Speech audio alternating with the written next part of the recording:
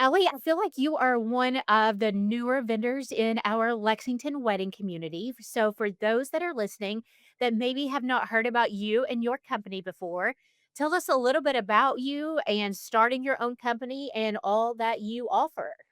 Yeah, so we do pretty much anything that involves social media and a phone, I would say. We kind of got our start in social media, primarily social media management for small businesses. And then when I started this business 2.5 years ago, I was like, oh, I can do whatever I want now. I'm the owner. So why don't I combine my passions and my niche? I really wanted to work with wedding professionals because I've grown up in that world. My family is in that. And I just really understood it and also saw a lack of support there. And so we niched into the social media for wedding professionals. And then when wedding content creation took off, I was like, hello, I've been doing this for businesses for almost 4 or 5 years at that point. Like, I should combine my creative side and my people skill side and my love for weddings. And who says I can't do it because I own my own business? So I started doing that as well. So now we are kind of a full service social media and content agency. So we can do everything from full service social media management to just some post only support. We do social media strategy, social media coaching, and content shoots for our small business owners. Those are our wedding professionals, our creatives, entrepreneurs. We can really support anyone and everyone in either Lexington, Kentucky, or we work internationally as well, which is super exciting. And then on the wedding side, we offer wedding coordination and wedding content creation, again, both locally, and we can travel to wherever you are because everyone has a little travel bug. So we can kind of do anything that is online and requires some sort of social media attachment to it. And you are a semi recent bride yourself. Yeah, I Tell, am. Yes. tell me a little bit about your wedding day. I know, that's so crazy to say because in my head, I'm like, "Oh, I just got married," but I got married in September of 2023, so I'm like, "Wait, we're past the two-year point, like, am I getting old? Like, what's happening here?" But I got married, when I was 22 years old in this area. I got married in Lancaster, Kentucky at the Ashley Inn, and it was the most perfect day ever. I loved it. We're not originally from here, neither me nor my husband, so it was a good halfway point, and it was just stunning. The best money I spent was on a wedding coordinator, which just reaffirmed what I already knew from working with my family. I come from a very big Southern family, so we had a wedding every single year as I was growing up, and my Meemaw and my aunt both were florists and, coordinators in Louisiana, and so I've always been around that, and so I was the bride with, like, a 30-page packet and planned my whole wedding up here and passed it off to my coordinator. Shout out Heidi if you're listening to this. She is amazing and the best money that I ever spent on my wedding. We still say that to this day. And I was actually able to take my type A planner hat off and just actually be present and enjoy my day. It was so perfect. I mean, we still talk about it and say that was the best day of our lives. Like I say all the time, I wish I could get married again, still to you, but just do it all over again. So that was really nice, and that just goes to show you've got the right team supporting you, the right professionals. If you do all the work on the front end, when wedding day comes around, it's gonna flow and it's gonna be perfect. And the only thing I felt like I was missing was a wedding content creator because it wasn't popular when I got married, and I'm such a social media girl at my core, that I just know I would have loved that, but super excited to be able to provide that experience for other brides as well. Did you have a wedding videographer? I did. I had a videographer. She is talented. She was my sorority sister, so she didn't do, like, wedding videography full time, but she had done some for girls in our sorority, and so I used her. She did a phenomenal job. We're very private people. We did private vows, and so we had her overlay those onto the video, so it's not something that we ever shared, which is why I'm like, "Oh, I wish I would've had the content creation because I would've shared that." I'd still be sharing it, 2 years later, but, so we didn't share that. We do watch it a little bit, but yes, we did have one. And looking back at your wedding day now, is there anything that you would change or do differently now that it's all said and done? Honestly, if I could have predicted that wedding content creation would have been popular, I know I'm a little biased, but I totally would have had one. And sometimes I go back and forth. Sometimes I'm like, I wish I would have started this business before my wedding so I could have known a little bit more than I did know. But at the same time, I'm always like, "I'm glad I didn't work in weddings before I got married because now I have unrealistic expectations on what I could do." And again, I wasn't from here, like, when I was planning my wedding, and so I learned a little bit. I think that's what helped me in my business now is that I love to learn, I'll do the research, and so I did a lot of that for my own wedding as well. I do think that I wish I had a little bit of, like, local planning support, but I didn't know anybody. I was 21 years old when I got engaged and in college and not from here, so didn't really have the resources or connections or relationships that I do now. So that's something that I feel like I struggled a little bit on my own with.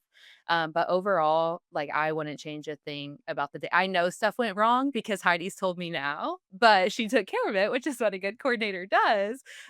So from a bride standpoint, no, I really wouldn't change anything. Our main focus today, as Allie has talked a lot about, is content creation. And as she has mentioned, it is something that's a little newer. And when I first started seeing this coming about, probably about 2 years ago, we had a couple of brides that brought in content creators from out of state. We had Mhm. one come in from Chicago and we had one come in Wow. from Texas. And Mm. you're like, why are brides bringing people in for that? Like, we have Yeah. people that can do social media here. Yeah. And so I was very excited, but I feel like at the same time, we had a lot of content creators almost pop up overnight. Hmm. And Yeah. I do want to talk a little bit today about the difference in everybody has an iPhone. Everybody can work an iPhone, Yes. but you've got to know a little bit about the back end of the wedding, how to work with vendors, the products that you need to deliver. Hmm. So it's more than just showing up and taking some footage and giving it Yes. over. So Yes. talk to me, if somebody is listening and we have said the words content creation 100 times Hmm. and they don't know exactly what that means, break that down for someone who has never heard this before.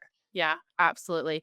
I would say at its core, it's gonna be those raw, behind the scenes, candid photos and videos that you're going to get immediately after your wedding day, and I think that that's what it is at its core. It's that instant gratification, it's having those before you ideally, are flying out for your honeymoon and getting to watch that stuff back. I also think it doubles as, like, a memory keeper where you can go and watch those if something, God forbid, happened to your family members in a few years, you can go watch that speech that your dad gave or listen to what, if we do interviews or something, what your grandparents were saying to you. And you have those full clips from your wedding day. And if that's something that is really important to you, then a content creator is going to be right up your alley. With us specifically, we deliver all raw files, which is the photos and the videos that we take from your wedding day the next day. And then any edited reels or deliverables that you want after that. Ideally, if it's a shorter clip, we're gonna try to pump it out and give it to you the next day as well, so you can post it on social media. But if not, you got it before your 1 week anniversary. So again, very instant. And it kind of serves to cover you if you want something before your professional photos and videos come back. Again, it's kind of just dependent on the couple and what is valuable to them. But it's optimized for social media. So if you're somebody that loves to post on social media, this is going to be the right move for you. If you are someone who wants to change your profile picture that night, you want to change it the next day, this content creation is for you essentially Yeah. because I think a lot of couples have it in their mind that every photographer gives sneak peeks. Every Mhm. photographer is going to have a turnaround. That is not a part of every photographer's workflow. And especially a lot of veteran photographers, they have an 8 to 10 week turnaround time. They're Yeah. incredible. And the photos, when you get them, they're incredible and they're worth the wait, but they're not going to give you those sneak peeks. So if a Right. sneak peek is what you want, you need to ask that up front from your photographer if that is something that they deliver, when they deliver it. And if it is longer than you want to wait, then absolutely we want to go down the content creation route. Yeah. And one of the things I wanted to talk about was kind of the chain of command is the best way to say that on the Yes. wedding day between your photographer, your videography, and your content creation. Obviously, your photography is typically your and your videography. Those are going to be two of your biggest expenses for your wedding day. This is what you're Yes. going to have forever. I'm guessing both of those come in front of you and then you're just kind of off to the side a little bit. How does that work? Yes. For me personally, every content creator is different, and this is one of the things that I'll probably want to speak passionately about later, is making sure you book a professional. For us specifically, we believe photographer is priority number one. So that's probably going to be, we just know this, your biggest expense and most important expense as well. Like if you're going to try to save money, you may cut out favors. You certainly shouldn't try to cut out a professional photographer, right? So they come number one. They have done the meetings with you. They've gone over the shot list. They've figured out your vibe. Like they've done your engagement shoot and have worked with you before. So they really understand you as a couple. And if you want to get posed or if you want to be candid and things like that. And so they're kind of leading the day. If you have a videographer, they are second to that. Normally, they already have a good relationship with the photographer as well. Maybe they've worked together before, or maybe you met with them. And between those two, they both have what we're kind of get technical here. They have some like lenses that allow them to see further away. So they may be further away from the couple and getting those shots. It may appear close on a photo, but from an iPhone standpoint, my iPhone can't capture that far away. So what's really important to us is that one, a good vendor relationship where we've touched base beforehand. We make sure we're being respectful. Even if we've touched base beforehand, I'm still talking to them before wedding day starts to say like, hey, this is kind of how we operate. Like, what would be best for you for me to stay out of your way? And I'm always like, you can just tell me to move out of your way if I'm in your way.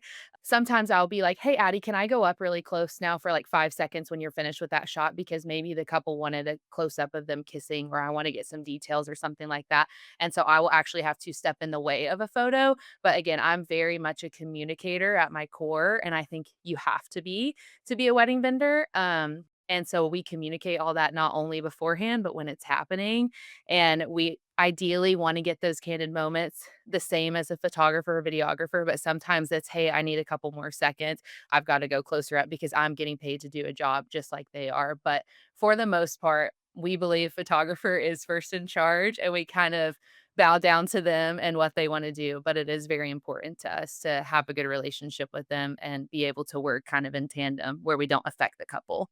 The average wedding day coverage is about 8 hours Mhm, for photography. I see some video that is 6 hours, some 8, and some 10, so it's all across the board as well. mhm.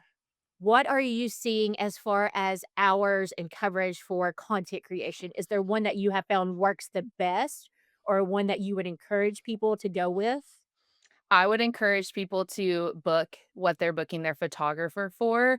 So if you're somebody that is having a shorter day or a very smaller ceremony, you can sometimes get away with 6 hours of coverage. So if that's what you're doing with your photographer and videographer, that's what I would recommend for content creation. If you're somebody that you not only want photos from the time you're getting ready to the send off, but also the content, then we're going to need to be there the 8 to 10 hours, the same as your photographer. We kind of use that as a baseline, and then we're super flexible. Like the most important thing, right, is to get your date booked because I'm not going anywhere else on your date when you book, right? So if you need to add an hour on the week of your wedding, that's perfectly fine. I'm coming over there anyway. So we can always add it on if once the timeline gets finalized, you realize like, you know what? I have an extra $100 in my wedding budget. I would like to have you there an extra hour. Then we can make it work and add it on. So we kind of recommend just sticking to what you booked your photographer for. Sometimes we've had some couples where their photographer maybe left before the exit because they didn't want to do a fake exit. So they booked us instead to just because they don't care about the professional photos from that. And so they booked us instead the extra hour to capture that. So sometimes it can get different, but it's really however long you want us there, we're going to be there for.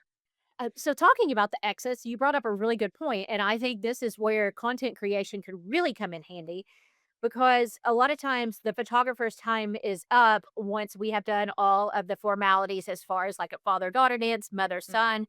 We've done sunset photos. It's time for the photographer to leave, but the couple wants the exit photos. So at that point, we stop everybody on the dance floor. We take them outside, away from everything, away from the DJ, away from the crowded dance floor. We do this exit, and then they're like, "Well, we're already out here, we can get our stuff, we could leave." They get sidetracked, and then Right. once we get people back in, we're down half of your guest count on the dance floor, Yeah. and I'm not a big fan of faux exits for that, and honestly, like, Yeah. your pictures, they're fine, like, with your exit photos, they're not life-changing. You're not gonna be putting an exit photo with sparklers on your wall. That's not gonna Yeah. be a Nobody's photo. using them. Nobody's using them. I mean, they're cool, yes, to have in Yeah. your gallery, but I would not sacrifice your party on the dance floor for a photo. And two, like a lot of I agree. photographers have maybe not necessarily gotten the flash and everything down yet for exits at dark at a dark Yeah, venue, or like even on Main Street at 21C, it's hard to shoot out there on Main Street. There's so many venues that are harder to shoot right. exits at. So while yes, it's important and you want to have it for the memories, this is a great time to bring in a content creation Yeah, and pay you an extra $100 or whatever to stay there an extra hour and not take people off the dance floor. yeah, I'm really glad that you mentioned that because I think that yeah. that is a great way to utilize your services. Yeah, and even just, like, another perspective on that from a recent wedding we did it at Lexington Country Club, and the couple had a private last dance, and so they were lining everybody up for the sparkler exit. Well, the photographers in I can't remember that specific situation, but in a lot of situations, the photographer's out there trying to get their flash right? And so they're not inside taking pictures of your private last dance, whereas, like, we're kind of right by your side. We're like your little shadow. So we're in there filming you doing your private last dance, and then as soon as you transition to go outside, we are also transitioning to go outside, so we didn't even miss that moment that may have been missed if your photographer is still there, for example, which is not a slight to them at all. They do so much on wedding day, but they're only one person if they don't have a team. So they can't be in 2 places at once, and because we're, like, attached to your hip, we can't be, sort of. That's another really great example because that one had not crossed my mind, and a lot of times they do go out and ahead of time and work on that lighting for 10 or 15 minutes, and Yeah. if it is only one photographer, then they Yeah. may miss those photos. And as far as what you shoot with, we mentioned the different lenses for photographers and videographers, and when I'm in conversations with them, they start talking about all these numbers and all these things and all these brands, and Yeah. it's a different It's language to me. Yep. As far as what most content creators use, is it typically just an iPhone?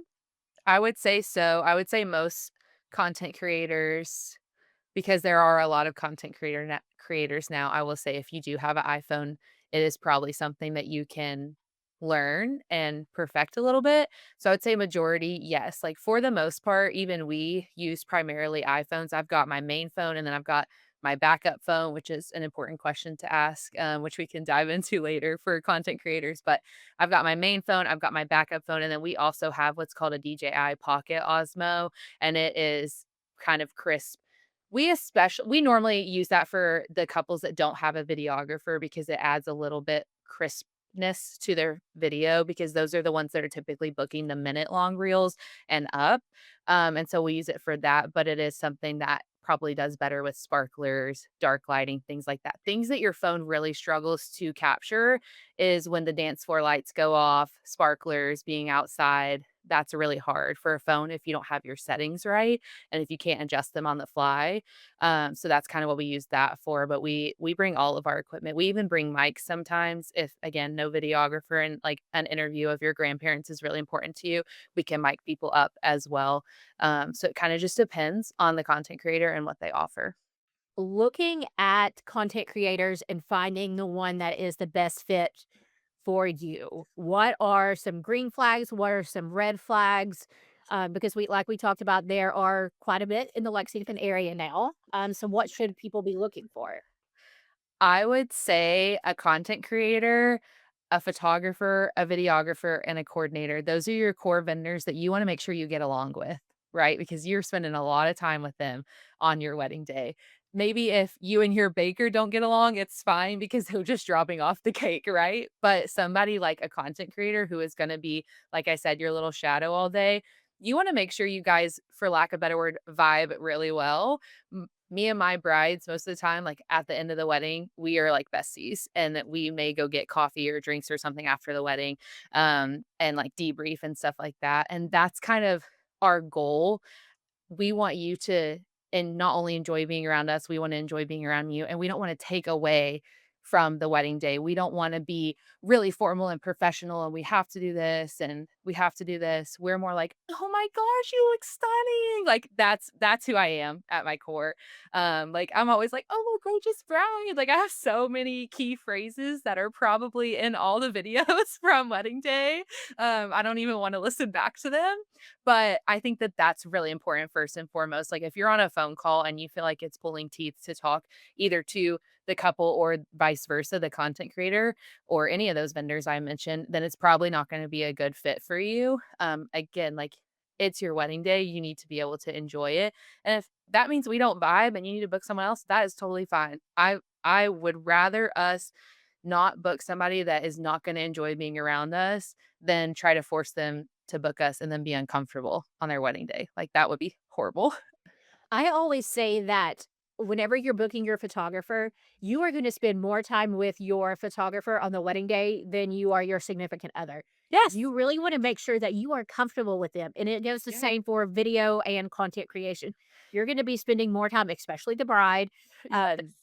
they're gonna be spending more time with you, and so you do wanna make sure that you're comfortable, and it's okay if you talk to 2 or 3 and you're like, "Hey, these aren't good fits for me." That's Yeah. okay, there are more out there, and that's the case for any vendor. I always tell everyone to go with their gut, and if Yes. they just feel like it's not the right fit, it's completely okay. We're never gonna be offended by that. We want you to be upfront about that, and it's better to know in the Yeah. beginning than on the wedding day. Yeah, absolutely. I booked my photographer on the phone because as soon as, like, she started talking, like, we just clicked. I was like, "Your energy is amazing, like, I can tell you care about me," and I try to be the same as a wedding vendor as well. So, that's number 1 most important, and then I think number 2, couples just don't know what they don't know, right? So, when you're looking at a wedding content creator or any vendor, maybe you don't realize that there's supposed to be a contract. Number 1, if there's no contract for any vendor, you really should not be booking them. So if you are a wedding professional and you don't have a contract, please look into doing that, because it protects both of you, but also as a couple, like, what happens if they're sick? Who owns the footage after the wedding day? What are they using? Like, what equipment are they using? Like I said, I have a phone and then I've got a backup phone because sometimes if I'm snapping a bajillion pictures, my phone is going to lag. And when that literally happened to me at that same wedding I was talking about, and I had to pull my second phone out so that I can make sure I didn't miss something because we can't go back and redo things like the dip down the aisle of the ceremony. Like, we can't redo that. We can redo a sparkler exit and run up and down a couple of times, but not things like that. So, looking in that contract for their equipment usage rights, I tell my couples, like, I'll make your deliverables, I'll deliver the raw footage. As far as I'm concerned, it's yours. You use it however you want. If there's a trend that pops up in 2 years and you want to use footage from your wedding, please do that. Like, why? They own the footage as far as I'm concerned because that's what they're hiring me to do. So looking for that's a really big one I think that maybe is missed in some contracts. And just like even things like revisions, how many revisions are you allowed as a couple, and things like that, turnaround time, because they could say that they're going to deliver content to you next day, but what happens if you never hear from them or if you don't hear from them for 2 weeks? Like, maybe they told you that, but if it's in their contract that they don't have to give it to you for a month, they're technically in the right. So I would definitely review any contract, but especially that one if urgency is important to you. You mentioned the importance of a contract. I want to talk a little bit more about the business side of things. Just because someone has an Instagram page or a Facebook page in any type of business does not mean that they're a real, true business registered Mhm. with the state of Kentucky. Mhm. Just because anybody can throw up a social media page. So there are a Yeah. couple things that we want to ask. Um, Obviously, in the contract, we mentioned any vendor, even if it is a friend that is providing a service, I recommend having a contract in that situation. I've seen Yeah. a lot of friendships, a lot of families not talk after a wedding because things were not in writing and one person Yeah. thought they were getting something else, etc. Yep. Um, Insurance, business insurance. Any small business or any business in general will have some type of business insurance, a liability clause. I remember I had one Yes. of a photographer many years ago. She was like, I have coverage on like my equipment and stuff, Mm. but she was like, that's it. And she was like, I don't really need it like on a wedding day. She's like, I have it on like the cards and the equipment and stuff. Yeah. And I don't even remember how this came about, but I was like, "So, do you ever go, like, up on stage or get close to, the stage and take photos during the ceremony?" And she was like, "Yeah." And I was like, "What happens if you hit a candle and it turns over?" Mhm. Like, Or you that's fall so mor and get yeah, hurt. that is so morbid, but, like, I feel like planners, we can think of any scenario where something Yeah. can go wrong. Like hair and makeup, I think about what if the curling iron gets too close to the curtain and it catches on fire, like, my brain thinks about all of those things, and so I am gonna have a podcast episode coming up fairly soon about wedding insurance, I'll be but we also wanna make sure that your vendors have insurance as well. mm, mm, And just because, like I said, they have a social media presence themselves does not mean that they are necessarily a business. So we just want to confirm that they do have insurance, and there will be some venues that require insurance and will require a copy of that. And some of the venues also make you add them as like an added business on there. So it can get complicated on the business side for the vendor, but yes. any vendor that is in business and has done this before can do that. It's a cost of doing business. I say that across all of my channels, whether it's social media or content. Like there is just a cost to doing business, whether it is contracts, legal fees, service fees, taxes. Like if you're not a business, you can't charge taxes. So if it's just somebody charging you for something and there's tax on it, but they're not registered as a business, like they're going to get legally in trouble. Well, then what happens there if they get legally in trouble, but your wedding's in a month? What do you do? You know? So Yeah. making sure you're working with reputable people. That and those are all fair questions to ask. I've never had a bride be like, "Are you a real LLC?" But if they were, I'd be like, "Yeah, absolutely. We are LLC." Yeah. And so it doesn't necessarily have to be an LLC because I Yeah. would say some businesses may still be sole proprietor. Yes. I was that way for probably about 2 years before. Yeah. Same. Yeah. But just as long as they have some type of coverage and they're real, they're legit. Thanks. Yeah. So if a couple books your company for the wedding day, are there more alleys that are available on the wedding day for content creation, or do they get you? How does that work? I would say 90% of the time they're gonna get me. I love to be involved. We are in like a transition period where I am trying to take more of like the admin role on the social media side of my business so that I can focus more on the wedding side of my business because again, I'm very passionate about both of them, but the weddings really feed my creativity. And so most of the time you're getting me. If you're not getting me, you're gonna know that. We're gonna say, thanks so much for your inquiry. Allie's already booked this date, but so and so has it available. And most of the time, you're going to connect with them versus me. So you're going to know who's going to show up. Whoever's communicating with you is who's going to show up. If it's me, my name's on the contract. If it's like one of our team members, it says the social edit on the contract. But again, you know that. And we're here all the time for any questions. And if that's something that's like maybe you fall in love with working with me, we just had a bride deal with that. Like, you really wanna work with me, but I'm already booked and my next step is already booked. Like, I'm sorry. I'm gonna be transparent about that. We're booked. We can't work with you. I'm not gonna book it just because the money's good and then try to scramble later and, like, outsource it to somebody that I don't trust. This is a great reminder for someone that is listening whenever you are hiring a company, and it could potentially be another person besides the owner or whoever you're Yeah. reaching out to. Make Yeah. sure that they are going to already have someone assigned to you that day, Yeah. because we do have what's called like agencies, and they may just pull somebody random. We see as a from the vendor side where vendors are on Facebook a week and 2 weeks before an October wedding, like, hey, who's available for this? And I want to scream. I'm like, you booked this a year ago. Why do you not have somebody already scheduled? So if Yeah. you're I booking have a so many service, feelings. yeah.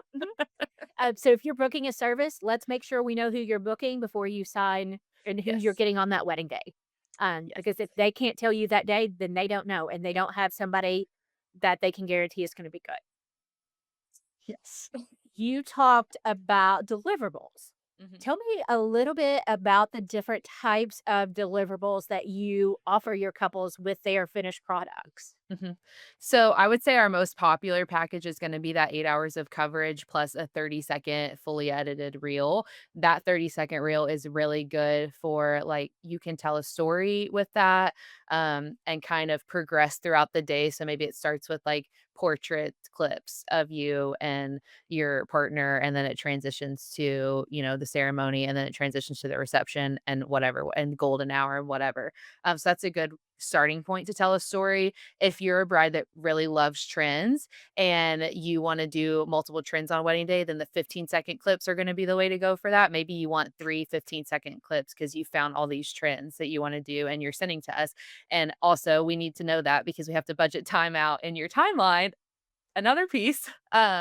Maybe those are better for you. And then for couples that maybe don't have a videographer, they lean more towards that 1 minute reel. I even have one that did a 2 minute reel, and that serves more of like a highlight film that would kind of be in place. It definitely doesn't we can't replicate a videographer, right? They have a very fine-tuned craft, very polished, like, it is amazing.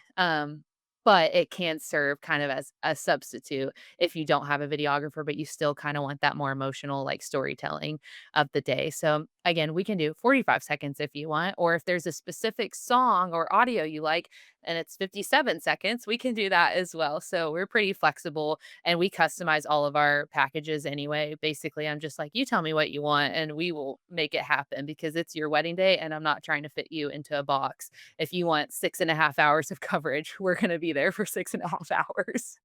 You mentioned that you are not a videographer. I think Mhm. that one of the most important things I do want to get across from this is you are not the videographer. Yes. I was talking to Nick Cronin, who is Michelle Franzetti's husband, Yes. and he does video with her team, Mhm. photography team. And this was like a week or 2 ago. I was like, "You've been editing this video forever." And I'm I like, know. how many hours do you put into every video?" And he was like, "Well, it really depends on how long the wedding day is and how long we're there." But he was like, "It can be anywhere from 40 to 60 hours." I'm like, "On the same wedding after the wedding is over?" So Yes. keep that in mind if you are wanting something more on the professional side.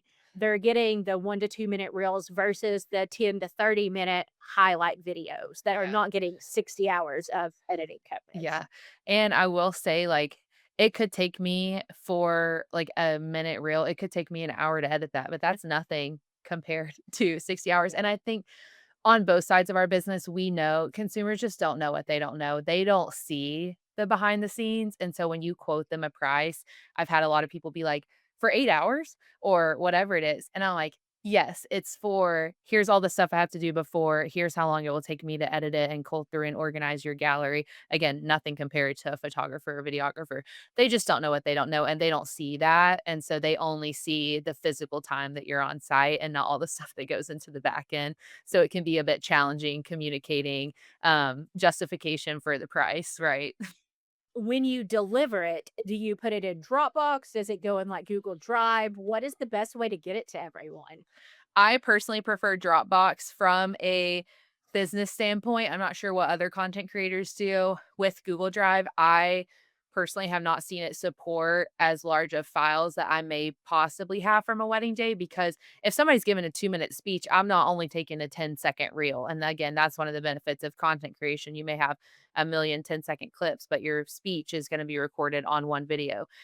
That doesn't always upload the best into Google Drive just from a marketing standpoint, so we use Dropbox, and so we deliver that. That's what you're getting the next day is that Dropbox link with all of those raw files in there, and then we're working through that to make the edited reel and stuff from there, and we back all those up. I have a hard drive that it's backed up onto. Another important part, just like you're asking your photographer if they've got dual slots in their camera, we back all of our content up as well, should anything get corrupt as we're, like, uploading it to the Dropbox. Talking about expenses, your Dropbox is an expense in general. I love some Dropbox. I literally Yeah. buy my Dropbox. I'm like, I will pay whatever it takes to have Dropbox. They keep Yeah. everything in there. Yeah, I love it. And we've talked a little bit about like the different deliverables now. And if this all sounds great and people are like, I've never even thought about having a content creator, I didn't put that in my budget, or I want to budget for this. What are we Yeah. looking at money wise for a Mhm. content creator in the Lexington area? I think in the Lexington area, you can a professional that I've seen is most likely gonna charge probably starting around $1,000. That's kinda where we start here, and that may be a base package of the 6 hours of coverage and the 30-second highlight reel. I've seen it we've done it all the way up to 2,000 if you have, a 1-minute edited reel, 8 hours of coverage, and, like, 3 15-second trends or something like that, and depending on location, maybe there was a travel fee with that as well. So that's kind of our range here that we've done. If you wanna add on, like, an engagement shoot or a rehearsal dinner or anything like that, it could go up again. We like to bundle here because we obviously want you to keep using us, and so that's an incentive we can offer. I'm gonna say that's kinda standard from what I've seen is those prices. I did a lot of comping when I first started. That's important to me to make sure I'm being reasonable and fair, while also charging what it's worth. I have seen content creators do it for a bit less than that, but again, those are not the identifiable professionals. There's no website, sometimes not social media, just, like, somebody that really likes to take content on their own, and that's a whole different beast that the difference between posting on your own and posting as a business.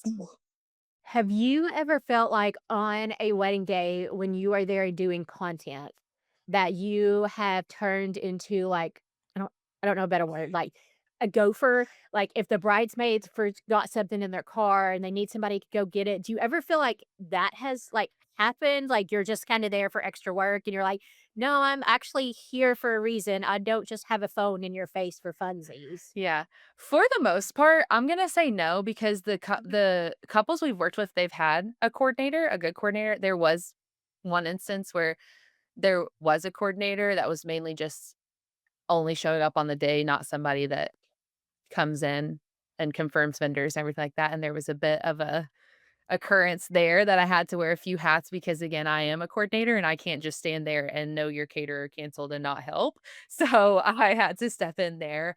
But for the most part, if you, again, are professional and you show up as part of the photo and video team, you're going to get that respect from the guests.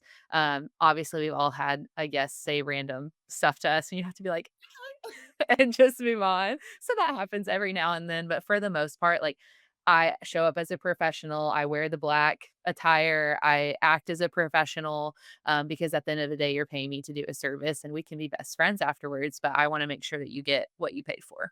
Nothing makes my heart happier than a wedding vendor in all black. Just yes. I I've know. talked about that in a lot of podcasts too.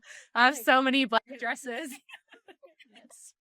I'm guessing that you get a wedding day timeline most likely from the planner before the wedding day. So you are going to know the vendors that you are working with, and you have probably contributed some to the timeline as well for your needs. Mhm. Do you ever reach out to the photographer and videographer beforehand, or do you just meet them on the wedding day if you don't know them? What is your typical process for that leading up to the wedding?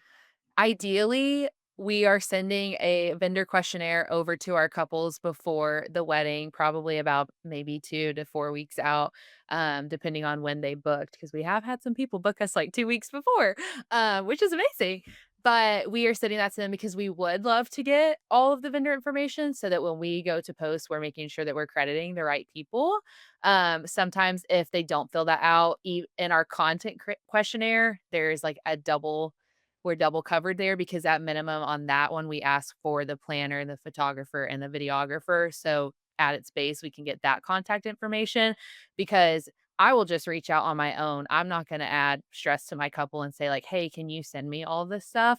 I'm just going to get in contact with the coordinator or photographer and communicate with them on my own. Again, I'm very passionate about making sure that we all work well together. I am a people person by nature, and I prefer to reach out to those vendors and just say, "Hey, I'm the content creator," because I'm sure everybody's heard some sticky situations between content creators and videographers, and so I never want that to be the case for us. I never want anyone to be able to say I was difficult to work with. So I reach out beforehand, and then, like, if I don't have it for whatever reason, let's say the couple never filled out the content questionnaire or vendor questionnaire, I'm still not gonna post until I can get a hold of somebody, or on wedding day, I'm writing everybody down so that I can know to go look them up later so I can tag them. And again, that's one of those you don't know what you don't know situation. Yeah. I don't think couples realize A, how important it is for vendors going into the wedding day to know who the other vendors are that they're working with. And Yeah. then B, tagging the vendors in their social media posts. Yeah. While, yes, your vendors were paid to be there, you did hire them. We live and die by reviews and by tags. And Yeah. I know that sounds so silly, but it's so much a part of our world. Yeah. And I hear and every bride listening to this has probably been down to every rabbit hole on Instagram before. Rabbit holes lead to business for our vendors. Yes. And so even if, it's literally I know most brides probably make 10 posts about with their wedding photos. Even if it's literally on one post, you're like, shout out to my vendors and you tag them all in the photo or you put a list of your vendors, any of that is going to make our day. Yeah. Um, Yes. Obviously, I know the core purpose of the wedding is to serve the couple and we're there to provide a service. But a secondary part to that is like, I would love to use the photos and videos that I took for marketing purposes because I want other couples to see what they're getting when they book me. And why wouldn't I tag the people who put in the work and deserve credit? And also, it just helps us all do better because this is what I tell my social media clients. Like, a tag is gonna be so much more beneficial than me, like, cold DMing somebody because people are gonna be like, "Oh, who's this vendor? I've never heard of them," and they're gonna click on it, and maybe they'll follow us, or they see me in your comment section, they're gonna be like, "Who is this?" And then they're gonna go stalk me. So, it is really important, and it's something that we are very passionate about, not only give credit where it's due, but I love to tag everybody that I worked with, and sometimes I wish, some wedding professionals don't have Instagram. I'm like, "Come on, guys, get with the program. I will tag you. I just have to type their name in the caption." I do think over the past few years, Amazon has changed how we do want instant gratification. And it has definitely changed how I think couples want their wedding photos, or at least the sneak peeks of those. And with TikTok and the dances and the trends, we want that immediately. Before you head off on your honeymoon, you want to be able to look at that in the airport the day after, the next day. And Allie is here to make that happen for you. She's so passionate about what she does, and I'm so excited to be working with you. And I'm like, I wish I would have had, because when I started my business 400 years ago, I felt like everybody thought I was crazy, that I was a creative and I Mhm. quit a corporate job. And I didn't really, I mean, all my friends, even to this day, they're like, they're teachers and they're, like, in law enforcement. They had these traditional jobs, and they never understood how my brain worked and why I was the way I was. And Mhm. so, like, working with you and Cassidy from The Wild Rose, I'm like, I'm so excited for these people that, you know, at least if nothing else, they have me that is excited, and I understand how their brain works, and they're excited, and they Yeah. wanna be there, and they wanna do good, and we wanna see, couples happy, and we want to see them know that their investment was worth it. Thank you so much for joining me today. Is there any final advice that you would give to a couple before hiring a content creator, or maybe how to make or break that decision whether they should hire one? Yeah, I think I always give the advice. Again, I'm not somebody that's going to push you to book if it doesn't feel like the right decision for you. I think you have to think about what matters to you. If you're somebody like you said, you want to be posting the next day after your wedding, we got married so that all your, Instagram followers can see. Maybe you could only afford to invite 60 to 80 people to your wedding, so you want everybody else in your life to see it.